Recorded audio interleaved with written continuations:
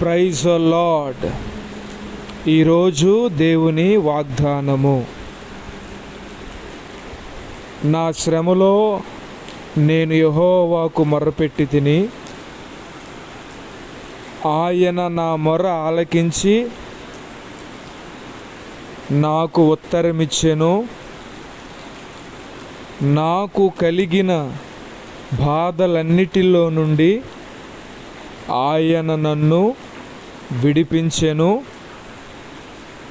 నన్ను ఇరుకు స్థలములో నుండి విశాల స్థలములోనికి నన్ను తీసుకొని పోయెను.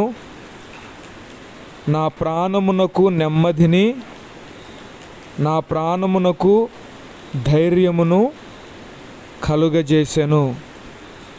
యెహోవాయే నన్ను బలపరుచువాడు, నన్ను స్థిరపరచువాడు. ఆమేన్, ఆమేన్.